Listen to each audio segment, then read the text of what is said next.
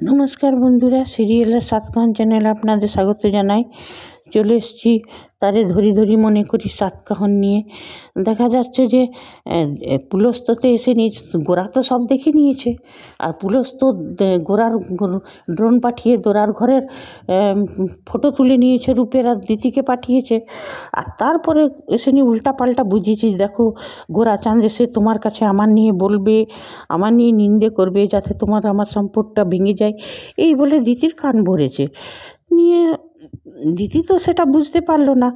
গোরাচাঁদ যখন এলো তখন গোরাচাঁদ বললো যে দেখুন, আপনার অ্যাটিটিউড, এইসব আপনি যে সময়ের পাংচুয়াল নয়, সেগুলো আমার পছন্দ নয় ঠিকই, তবে আপনার মধ্যে শিখার পটেনশিয়াল আছে, আপনি চাইলেই সব কিছু ভালো করে শিখতে পারেন। তবে হ্যাঁ, আপনি আপনার প্রেমিক যে আছে ওনাকে একটু কম বিশ্বাস করুন, উনি আপনাকে ঠকাচ্ছেন। এইটা যখন শুনলো তখন দিদি তেলে বেগুনে জ্বলে গেল। বলছে এই কথাটার জন্যই ওয়েট করছিলাম, আমি জানতাম আপনি আমার ফিয়ান্সেরকে নিয়ে উল্টাপাল্টা বলবেন। আপনি কি চান বলুন তো, কিসের জন্য আপনি যা ইচ্ছা তাই ভাবে অপমান করতে লাগলো। চেঁচামেচি শুনে সবাই এলো, কী ব্যাপার। তো বলছে যে দেখুন, আমার আমার ফিয়ান্সে নিয়ে উল্টা পাল্টা বলছে আমাকে। সেদিনে একটু দেরি হয়েছিল, তো আমাকে বার করে দিয়েছিল। ইনি প্রথমে দেখান, ইনি খুব কাজ দেখান, ইনি খুব দাম্ভিক লোক, মানে অহংকারী লোক, ইনি খুব ভেতরে ইনি খুব শয়তান।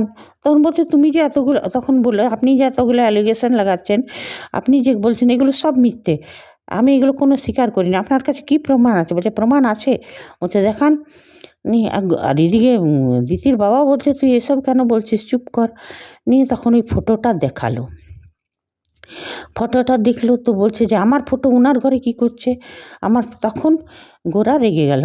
গোরা বলল যে আপনি যে অভিযোগগুলো আমার উপর করছেন সেগুলো আমি একটাও স্বীকার করি না, সর্বোপরি মিথ্যে, সব কটা মিথ্যে কথা।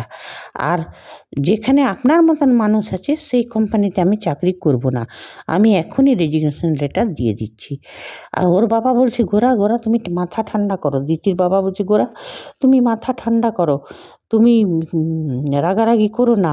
ও বলছে না স্যার, আর আমি কোনো শুনবো না। রেজিগনেশনে এনে দিয়ে দিল। বলে গোরা তুমি ভেবে দেখো, গোরা রিকোয়েস্ট করছি তোমাকে। বলছে স্যার, আপনাকে বস হিসাবে আমি খুব শ্রদ্ধা করি, কিন্তু আপনার আর আমার জার্নি এতটাই, আমাদের জার্নি এখানেই শেষ হলো। যেখানে আমাকে ভুলভালভাবে অপমান করা হবে সেখানে আমি চাকরি করব না।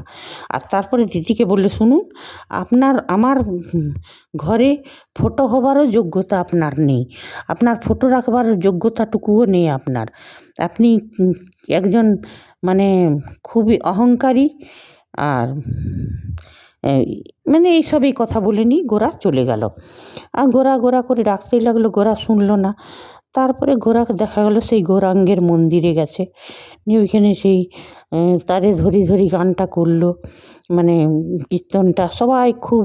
আর গোরা তো গৌরচাঁদের মতনই নাচে, সবাই খুব প্রশংসা করলো সবাই। আর কিন্তু তখন সেইখানেও সাধুগুলোকে গোরা দেখতে পাচ্ছে, এই সাধুগুলোকে সেটাই বোঝা যাচ্ছে না। এই সাধুগুলো আগে জন্মে যারা পুড়িয়ে মেরেছিল কি তারা থাকলে তো গোরাকে বিপদ থেকে সাবধান করতো না তাহলে। সে যাই হোক, আমার মনে হয় এইগুলো গোরাচাঁদেরই লীলা। গোরা তারপরে নবদ্বীপ নিজের বাড়িতে আসতে লাগলো।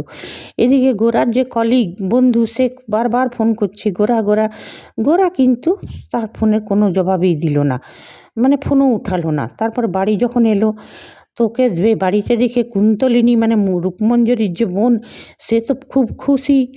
আর এদিকে গোরা নিজের মাকে বলছে যে আমি ওই চাকরিটা ছেড়ে দিলাম মা। বলছে কেন? বলছে যেখানে আমার সম্মান নেই সেখানে আমি চাকরি করতে পারবো না। ওর দাদা ভাই সব বলছে ছেড়ে দিলি গোরা চাকরিটা? বললো হ্যাঁ। নিয়ে তারপরে এদিকে দিদিকে ওর প্রেমিক বুঝাচ্ছে, যা করেছো ভালো করেছো, চলে যাওয়াই ভালো। ও আর হিয়া তো এটাই প্ল্যান ছিল যে গোরাকে তাড়ায়, আর তারপরে দিদিকে হাত করে কোম্পানিটাকে নিজের নামে করি। কিন্তু দিতির বাবা বলল যে গোরাকে আমি ফিরিয়ে আনবো, তুমি ফোন করো। আর দিতি বলছে বাবা তুমি অমনি করবে না, ও একজন অত্যন্ত অহংকারী মানে রগচটা মানুষ, ওই সব মানুষকে আমাদের কোম্পানি ডিজার্ভ করে না, তুমি একদম ওকে পাত্তা দিবে না, তুমি একদম ওকে রিকোয়েস্ট করবে না। হ্যাঁ, এইসব বলে গেল দিতি।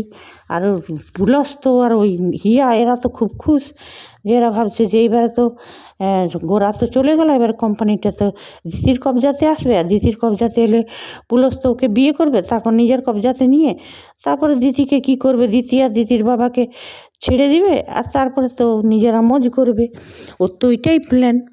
হ্যাঁ, দিতিকে তো ফাঁসিয়েছে ও নিয়ে, সে যাই হোক। গোরা যখন নিজের রুমে এলো তখন দেখতে পেল যে রূপ ওদের বিছানাতে বসে আছে। তখন গোরা খুব খুশি হলো রূপকে দেখে, মানে সবসময় ও রূপকেই দেখে, যাকে দেখতে চায় মানুষ তাকেই দেখে। তখনই ওর কলিগটার ফোন এলো যে গোরা তুমি এমনি করে চলে যেতে পারো না, তুমি একবার চিন্তা করো, তুমি জয়েন করো। বললো না, মেয়েটা আমাকে অনেক অপমান করেছে, আমি সেই কোম্পানিতে আর জয়েন করবো না। তখন ওর মা ভাবছে কোন মেয়ে রে বাবা আমার ছেলেকে অপমান করলো, মানে শুনে নিল। আর ওর বোনটাও শুনে নিল, গোরার বোনটাও শুনে নিল নিয়ে। আর এদিকে কুন্তলিনী কিন্তু খুব খুশি আছে ওই রূপমঞ্জরি দিদিকে, এবারে তো আমিই পাবো গোরাকে। এখন সেটা তো পরের কথা, কি হতে চলেছে। আর গোরা তো বলে দিল জয়েন করব না আমি। এ তো হলো সিরিয়ালের কথা। এবার আমি বলতে চাই যে দিতি যখন শিক্ষিত, একজন পড়াশোনা জানা মেয়ে, শিক্ষিত, তো ওর মনে কেন প্রশ্ন জাগলো না যে রূপের তো রসকলি আঁকা ছিল কপালে, আর সেরকম ফটো কি দিতি কখনো কি রসকলি আঁকিয়েছে নিজের কপালে? চাই অমনিভাবে ফটো তুলিয়েছে যে ওর ফটোটা। আর তারপরে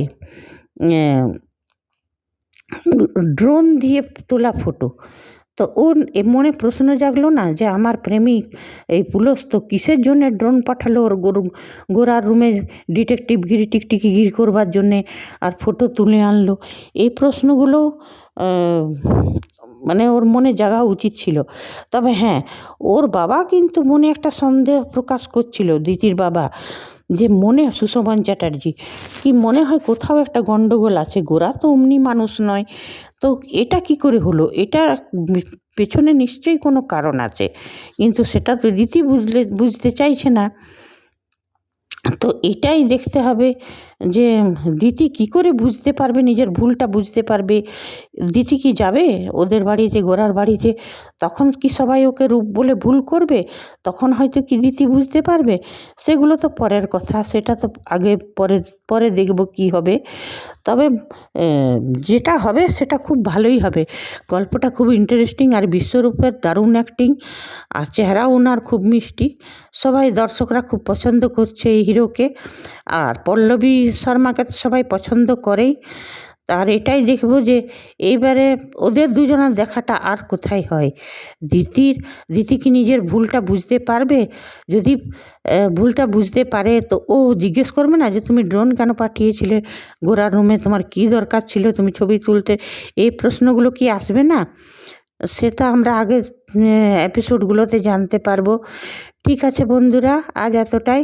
আপনারা যদি আমার সাথে সহমত থাকেন তো কমেন্ট করবেন, না থাকেন তাও কমেন্ট করবেন, সাবস্ক্রাইব করবেন, লাইক করবেন। ধন্যবাদ, বাই।